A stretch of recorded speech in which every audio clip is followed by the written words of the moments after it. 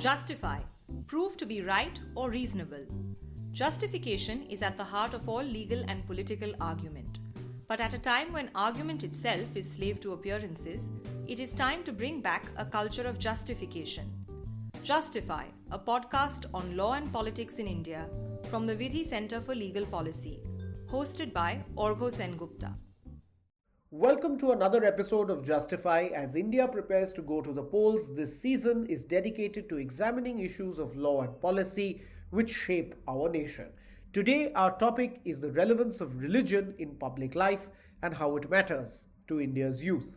While many have declared that India's soul was liberated on 22nd of January 2024, the date of the Pran Pratishtha at the Ram Mandir in Ayodhya, others have observed the same date to be the death knell of secularism in India. Between these pole positions, one question has remained unanswered. How should religion matter to India's voters? In a country where religion dominates public life, how much overlap should there be between religion and the state? My guest today is Hindol Sengupta. We are not related, or at least our grandmothers have not gotten into the act yet, so we are not related. And Hindol is, of course, as many of you know, a historian, and he has written a number of wonderful books, including most recently this wonderful book that I finished reading called Soul and Soul, which is a history of political Hinduism. Welcome to the show, Hindol, and congratulations on the book. Thank you, Arghya. Thank you very much. As Senguptas and Dasguptas, as both these, as the Bengalis would say, I'm sure if we go back far enough, there will be some connection, but there is no apparent connection. I don't think this will take very long. As I said, if our grandmothers sit down, but we leave that for another day. So let me dive straight into the book because there are many points of departure that this book presents. So I'll use one, which I felt was a very insightful line, and I'm quoting. An entire generation is now coming of age in India who have seen nothing but the prime ministership of Narendra Modi and the dominance in the public sphere of the ideas of political Hinduism. Unquote. So how do you see this generation responding to political Hinduism? I think our generation, Arghya, came up with an idea or grew up with an idea that many of what we today would call cultural nuances, religion, other cultural rituals, they were all in our sort of personal domain. But when we stepped out in the world to make a living, so to speak, those were not the attributes that had to be brought up in the world. And our parents, their entire focus was that you had to make a living in the world first. That's was right. Very primary. I think in the Maslow's hierarchy of a nation, not just an individual, in some senses we have crossed that. Today, we are asking the question, or today's generation who are sort of coming up, knowing only Prime Minister Modi's reign, so to speak, is coming up with a more fundamental question, not how much I'll make or what I'll do, but they are coming up with the question, who am I? And that who am I is being answered by this universe of political Hinduism. Now, it all adds up because we are a majority Hindu country. Many of the questions of who am I relates back to those cultural attributes. And they are actually, in a sense, front-loading many of those things. They are no longer like, I never spoke about my personal faith anywhere for most of my career. In fact, that was never highlighted. Why was that? I think we were taught in a sense that those were not the things that were to be underlined. They were something that you did at home with your parents, your relatives, on occasions, right? In the world, you had to be quote unquote Western, right? And for Bengalis, perhaps Anglo, so to speak. Even more right? so. Yeah. You had to be Western, you had to embrace Western attributes. And in order to do that, you left behind many of your own cultural attributes. You embraced the West, and that was not only the path to social sort of acceptance, it was also the path to economic success. That's right. But I don't think today the young people who are coming up today, they don't feel that. In fact, to borrow some frameworks from the woke, so to speak, They feel that they should be accepted no matter what attributes they bring to the table. That's right. And what do you think has caused this? I know this is a simplistic question, but what do you think are the key reasons behind this cultural shift? Because this is obviously a massive shift to have happened over the course of maybe even less than a generation. And what would you put that down to? I think, one of my early works, or some of my early works, was in looking at what changed with liberalization. I always say that liberalization, even today, has not been properly understood in India. What happened through the process of liberalization has never been properly understood. I think what happened through liberalization is that an information flow which was top heavy and small really became a fat middle. That information became a fat middle far before the economics created a fat middle class, so to speak. At least people got information. I'll give you an example. Some of the early research of Chandrabhan Prasad, That's right. the Dalit scholar, shows that in villages in Uttar Pradesh where they did the research, one of the first things that happened with liberalization is people no longer instinctively sat on the floor when they entered the room. They sat on a chair. But that itself was a huge jump.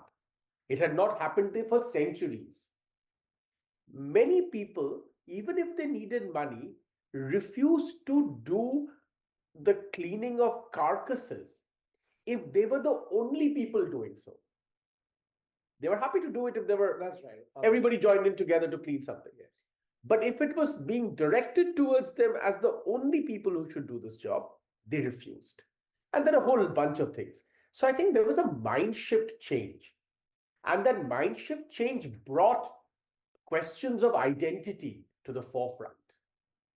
Now, we know that Narendra Modi's politics and the BJP's politics, it was called a sort of Baniya Brahmin politics for a long time, but essentially it transitioned into becoming an OBC politics.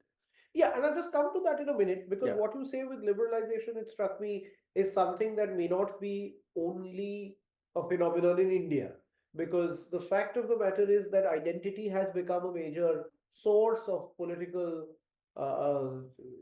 mobilization across the world. And you can see this in many countries. So, how global do you think this phenomenon of going back to feeling proud of particular identities that had remained kind of subdued? How global do you think this phenomenon is? I think it's a really interesting question that you ask, and you're absolutely right.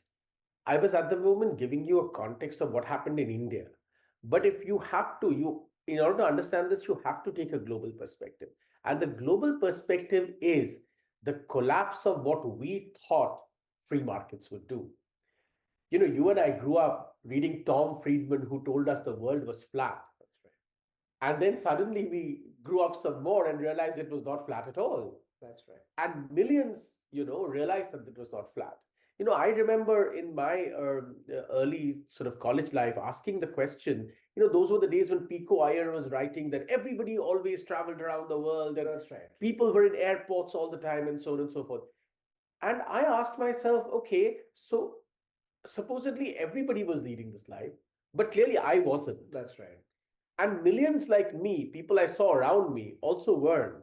So, what happened to those people who left behind? Now, as a college student, I did not have the framework to entirely understand this. And this would be in the late 90s that you're talking about? In the late 90s, early 2000s, Early late 90s, early 2000s. And as I sort of, delved deeper into this, I realized that this was not something only I was feeling. There was a common thread among millions of people around the world who were feeling this, who realized that the Golden Arches theory was completely rubbish. Countries having McDonald's has nothing to do with conflict. That's right. Right? So, this question of identity and who we are, even if we do not are not part of this sort of elite globalization, are very deep questions. And in India, globalization also meant, the coming of globalization also meant a particular kind, highlighting a particular kind of modernity as aspirational. right? But there were many people who either were not part of that modernity, or even if they were part of it, they felt at some point that I'm having to erase so much of it. I'll give you an example of a fellow student of mine at Oxford.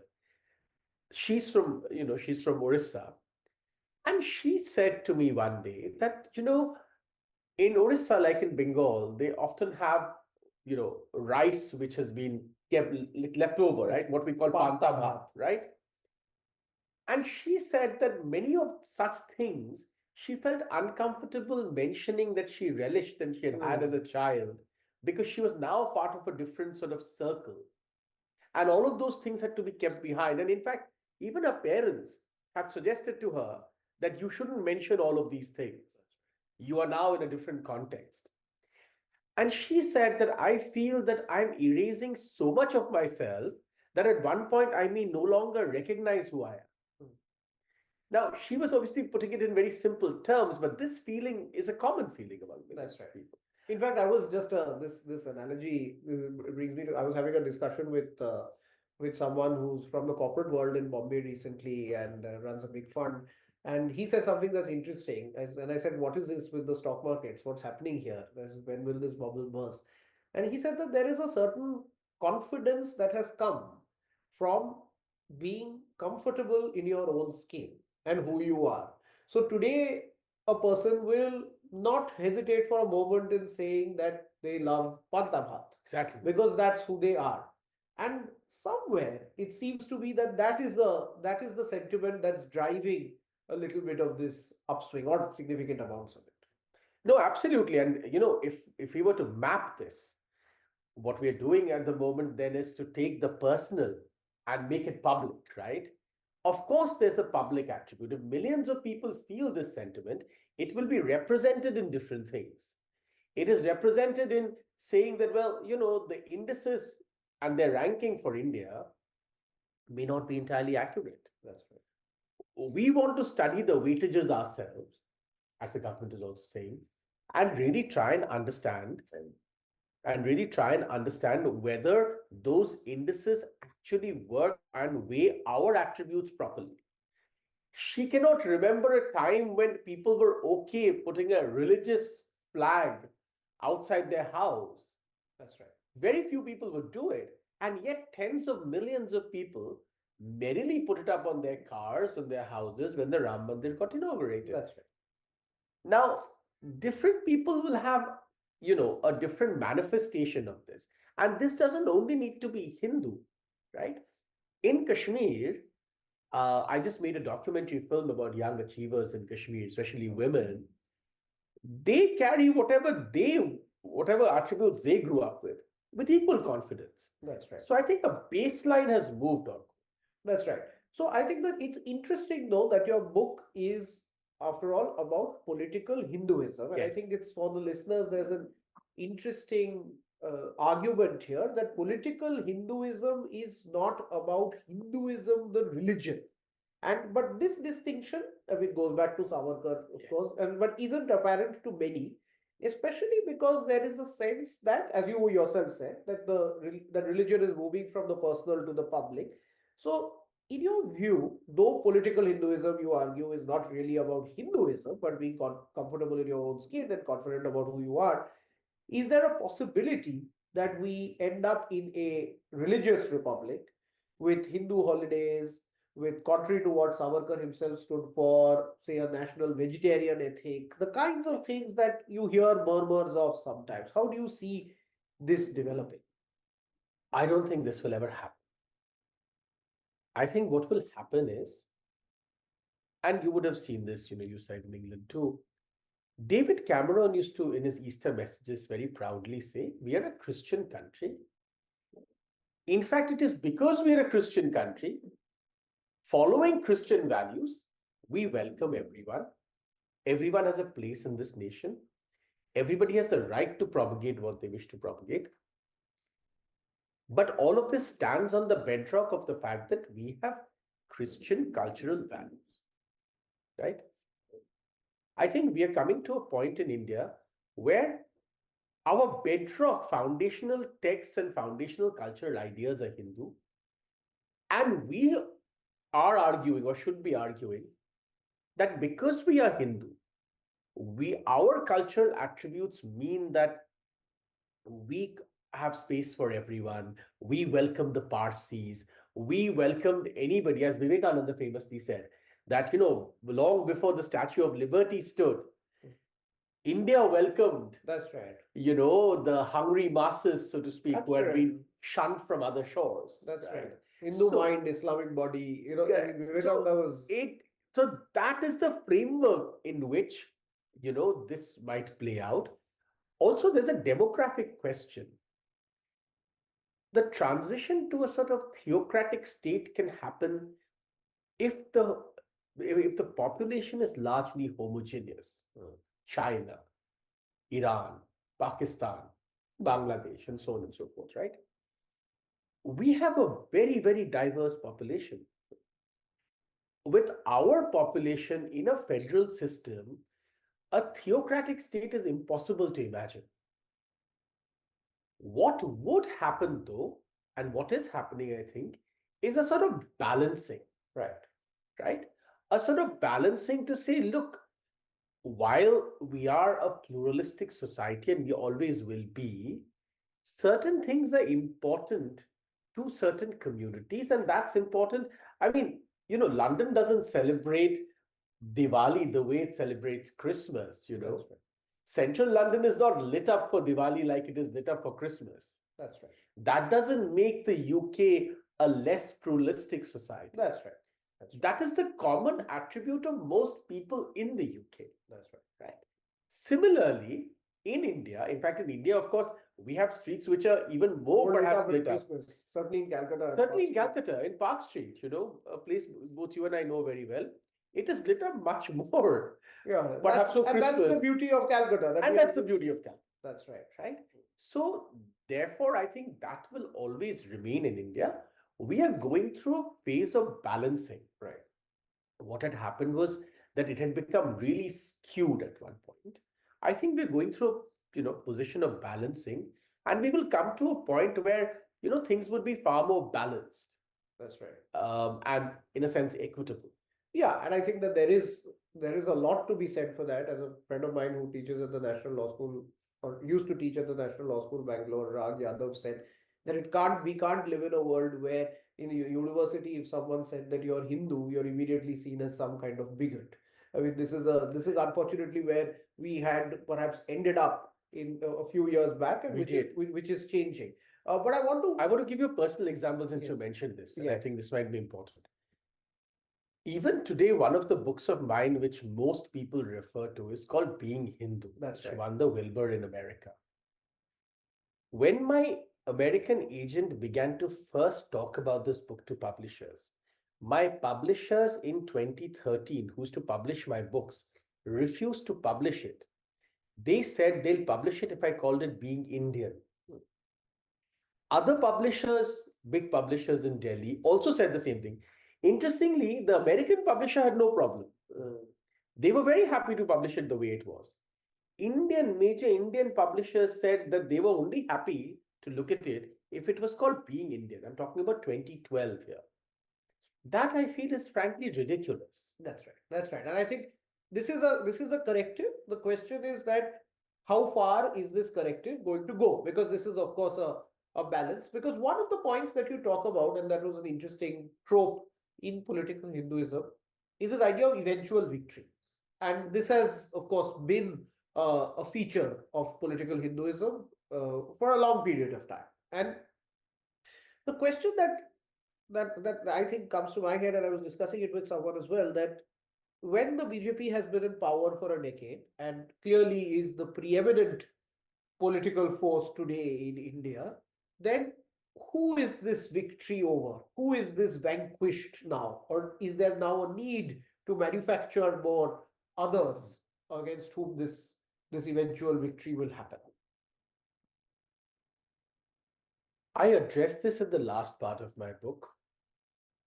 In fact, I've been thinking for some time to write an op-ed arguing that the future of Hindutva, so to speak, is liberal. By liberal, I do not mean the Western framework of liberal. My framework of liberal is the Vivekanandian framework of liberal, so to speak. Right? Vivekananda nowhere denies his cultural roots at all. And yet his entire framework is, life affirming, and it's also, you know, pluralistic, embrace of cultures from around the world. That's right. So he may go and look at French cookbooks and this and that and the other, and he's able to embrace all of that. I think Hindutva's future, successful future, if there is to be a successful future, is such a framework. This eventual victory, as you correctly pointed out, many of the old battles have come to an end. The Ram Mandir has been built. Article 370 has been removed. UCC remains, but Uttarakhand is already experimenting with it, and time may come when UCC will also happen in some shape or form. We don't know what shape or form, right? The victory that at the moment, I think political Hinduism, and I also distinguish in my book between Hindutva and political Hinduism. Yeah, could you just explain that to our Right. listeners? So I'll just take a moment to do that. Look, Hindutva only comes, most people think it comes from Savarkar, and it does. He's the one who puts a framework. But even before that, people like Chandranath Basu work on it. Of course, because I was simultaneously translating a new edition of Anandamat when I was writing this book. I discovered that the first reference of the word Hindutva actually comes from Bonkim, from Anandamat. So it is very interesting that the same book that gave us Vande Mataram also gives us Hindutva. Now, if you look at read Savarkar, Essentials of Hindutva, at the end, what does Savarkar say? He says, well, if you really embrace this cultural idea, you will drop even the ism of Hinduism. You will be, it will be a post-ism universe that you will come to, which means the narrow confines of, faith as divisional attributes will be erased. That's his fundamental point. I argue that actually political Hinduism goes back much further to any resistance that Hindus as a collective made to any oppression or attack, right? Now, again, and I mentioned in my book, there's always a historical debate about which point did it actually begin. That's a useless debate. You will never come to a point like that. What we have to ask is, in the people or for the people who follow this ideology, what are the points in history that are important and as reference points? So Shivaji is important. Why is Shivaji Maharaj important? He is important because Vivekananda is talking about Shivaji. Aurobindo is talking about Shivaji. Savarkar is talking about Shivaji. So you see a whole line of people who are pointing out that this is important. The same with Vijayanagara, right? And the fall of Vijayanagara, and so on and so forth. So this narrative of resistance is important. And political Hinduism, comprises of this entire narrative. It doesn't begin with Savarkar or doesn't even begin with Chandranath Basu and Bankim. Yeah, but of course, one thing that strikes me is that even Savarkar, when he's writing Essentials of Hindutva, I mean, he's also going back a very long way Of course. all the points where there was resistance. And he starts, of course, a lot of that book is about Gautam Buddha. Yes. And that's kind of the first sort of movement within Hinduism, which sort of there is a lot of resistance there. So the point is that both seem to be pushing back a little bit. Both seem to be historical projects of ensuring that Hindus are at various points are standing up for themselves against whatever is seen as oppressive. So Yes. I'm not really sure where you draw this distinction between political Hinduism and Hindutva. Hindutva is a far more organized framework. Right. Because after Savarkar, the Hindu Mahasabha embraced it and gave it a political, direction. That's right. So Hindutva therefore had needed a group, you may call it a party today. That's right. Who would own the ideology and propagate it in a structured manner. This was then inherited by the RSS, right? Who then gave it its own, whatever they thought would be the structure. Political Hinduism is far more unstructured, should I say. It is far more reactive. Right. It responds, as you said, to any oppression that it sees, or it responds to any attack that it faces. Right. It is not a structured ideology that is being propagated in a sense. Though, Shivaji did say, as I mentioned in my book, he said Hindavi Swarajya, That's right. freedom for the Hindus, right? Um, in the Vijayanagara kingdom, famously, they said Hindu Raya Suratnaya, That's right. Sultan among the Hindus, That's right. right? So there is obviously, that's the common thread linking them. That's right. That's right. However, with Savarkar, with the RSS, with the Hindu Mahasabha, and now with the BJP, it's a far more structured propagation of the ideology via people who sign up to become adherents, That's right. right? And since we are having this discussion in the month of February, this is only a month since the inauguration of the Ram Mandir in Ayodhya, which is perhaps seen as the apogee of this development. But the point that also is raised is that while on one hand this is of course an expression of political Hinduism, of the Hindu coming out and being accepted for who he is, and also putting out there who he is or who she is, the question also arises in relation to the fusion of the state machinery and the inauguration of the temple. Now, this was, of course, a lot of commentators pointed out as to how this is a changing of the republic. Someone said it's the coming of the second republic. I said this. I mean, many people, you were one of the preeminent ones who said that. And others, of course. Yeah, of course. But as I've argued, that nothing in the Constitution of India today stops the Prime Minister of India from doing a Pran Pratishtha of a temple. There is nothing that stops the Prime Minister from doing that. So there was never an understanding of secularism that stops the Prime Minister from doing that in India as it was practiced. But equally, in my view, nothing stops a woman in Bangalore from going to college in a hijab. Correct. So what, in your view, is the role of religion and religious symbols in the public sphere today? So let's begin with what I meant when I said this is the Second Republic. The Second Republic, or a republic, the foundations of a republic, one part of it is the actual sort of framework in which the state must respond, right? The other part of it is the cultural moorings upon which this framework sits. My suggestion that this is a Second Republic is the suggestion that the cultural moorings upon which the framework sits has undergone a transformation.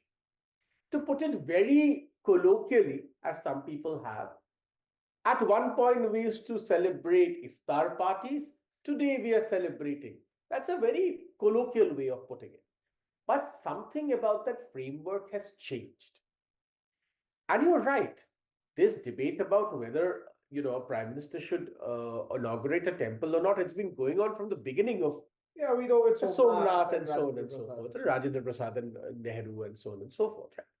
So therefore, that bedrock, I argue, has changed. But that doesn't mean in legal terms the way the state would respond to its citizens would change. And this is an argument, for instance, Narendra Modi makes again and again, that you show me any place where any benefits that the state provides is given only to one community. In fact, the benefits, at least in his argument, is that the benefits are given to everybody equally, whoever, as citizen. And Nirmala Sitharaman made this argument in this interim budget where she said there are 4 castes and they're all welfare, based on the basis of welfare, right? Whether they're poor or so on and so forth.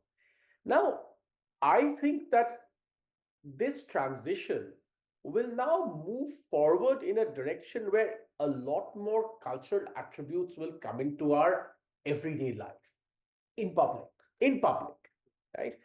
You will see the cinema we are making is already changing, has changed, some people may say. You will see, and there will also, and let me also say this, there will also be more criticism for perceived insults. Already you see Twitter handles and so on and so forth pointing out what they see as insults. So see, gone are the days where, you could put a deity's photograph on a chappal or some bathroom slipper and so on and so forth, and it will be sold on Amazon in India and 5 people will complain writing to the newspaper. That era is gone. Today we are in a different era where there will be a lot more noise. That's right. You remember I always feel anyway taking offenses, and that has been a national pastime in India for a long time. Only that the groups. Now we have everybody has a microphone as well. And And that's there's organization. Yeah, yeah, and there's organization and the social media makes a big difference, right. right? If today there was no social media, I'll give you one example. There was this whole no bindi, no That's right. whatever. I can't remember the exact thing, but essentially this Diwali and how should Diwali be portrayed and so on and so forth, right? Now, if there was no social media, how much organization this would get is questionable. Yeah, that's right. Social media allows amplification and a cohesion of people talking about this together, tagging the brand. Yeah. The real impact can be seen immediately and so on and so forth.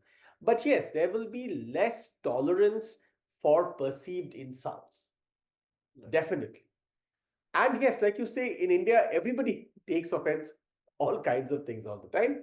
Now we have the social media, so people do it. That's right. So ultimately, as coming to the end of the conversation, Yeah. uh, how do you see this move from where we are today, where the new republic is coming out in some sense and feeling confident in its own skin, to a place where there is genuine plurality in the public sphere? Now, this of course will take time, Yes. as you said. So, how do you see this framework that Vivekananda envisaged coming becoming real in India?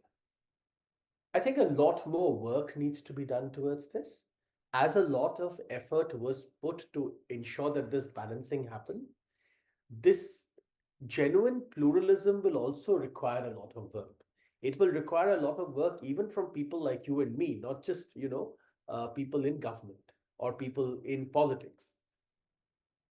I think we would have to negotiate a space where we genuinely push through and fight back against instances which do not seem plural. I'll give you one example. Recently, there was talk about, and because you're in the legal field, 40,000 cases in forward 40,000 sites around India. Many of us, including me, or at least some of us, including me and some others, we very strongly said that we should not go down a path of infinite conflict. Today it's 40,000, tomorrow it could be 80,000 sites. There is no end to it. And there is no progress to the nation. No nation can progress if its public sphere is constantly embroiled in conflict. Absolutely. That is a recipe for disaster. So we would have to push back against such ideas immediately as they are presented. Because what happens is, especially because of social media, because you spoke about social media or go, ideas are presented on social media and they are left there to gather momentum, right? For a group to cohese around it. If they're not immediately countered, a group gathers around it and then propagates it. And this is from all sides, right? So all extreme ideas would have to be, no matter Hindu, Muslim, Sikh, Christian, whatever it is, extreme ideas must be countered. Because the chance of young people today getting radicalized by extreme ideas is very, very high. So we have to be careful about that. And also, from an economic standpoint, we have only 10 years to make this transition. If we miss this bus, it'll never come back again. Our fate will be the fate of Brazil. That's right. We will be stuck in lower middle income forever and ever, right? So we can't allow that to happen. Therefore, this sort of constant, conflict in the country is a bad idea. And I think, obviously, the people in government, politicians have to fight back against this. But also, sometimes, politicians won't fight back against it because it's to their It advantage. works for them. And this is, party agnostic. Absolutely. Different parties would do it for Do their different, own calculations. Yeah. and their own extremists they fuel. That's right. So we need to fight back against all of this so that this 10 years that we have can really help us transition. Because if we really miss this, Sardar Patel famously said about Hyderabad that if I don't fix this now, future generations will point towards me and say that you allowed this cancer in the stomach of India, famously, right? If we don't make this transition, future generations will look back at us, including people like you and me, to say that you didn't do enough to help make this transition. That's right. So, in the language of your book, to end, does it mean that the next 10 years is more soul and less sword? Yes, yes, absolutely. I end the book with a chapter called The Age of Ram, That's right? right.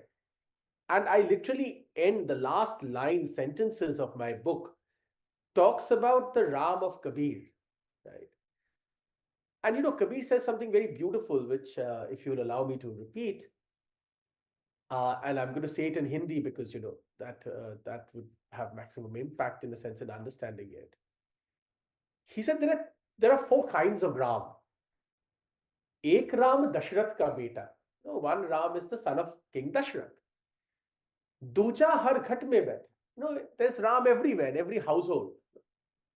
तीजे राम का सकल पसारा, चौथा सबसे न्यारा. The third Ram is beyond attributes, and the fourth is in an exalted place that we do not have the language or the grammar to talk about that Ram. I think when we talk about Ram, when we talk about Prabhu Shri Ram, we need to take a holistic approach and transition, as Kabir suggested to us, from the first Ram up the ladder, so to speak, That's right. in a full and comprehensive understanding of Ram. That I feel is a complete understanding of, even if we want to talk about Hindu cultural attributes, that, in my humble opinion, would be a complete understanding of Hindu cultural attributes. No, I think that's a beautiful note to end it.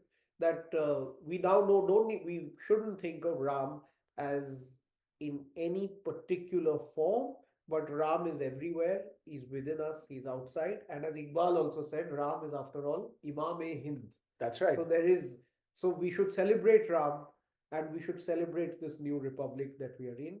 Thank you, Hindol, for this wonderful conversation and taking us through your book. Needless to say, whether everyone agrees or disagrees with its contents or not, it's a highly recommended read for all my listeners. It's been an enlightening discussion, and I hope that you will take back some new thoughts which go beyond a simple two-pole position. Before we end, today's poll question for free and fair, where you, as the listener, get to exercise your franchise. Can there be a version of secularism where religion informs public life in India? Vote yes or no. And to cast your vote, visit my Twitter account at the rate Orgo_justify. You have 48 hours. Adjourned. If you enjoyed listening to this podcast, follow us on Twitter at Vidhi_India for regular updates. We are on SoundCloud and Spotify as Vidhi Center for Legal Policies podcast. You can also listen to us on Google Podcasts or iTunes. Email us at justify@vidhilegalpolicy.in to share your comments and feedback on this episode.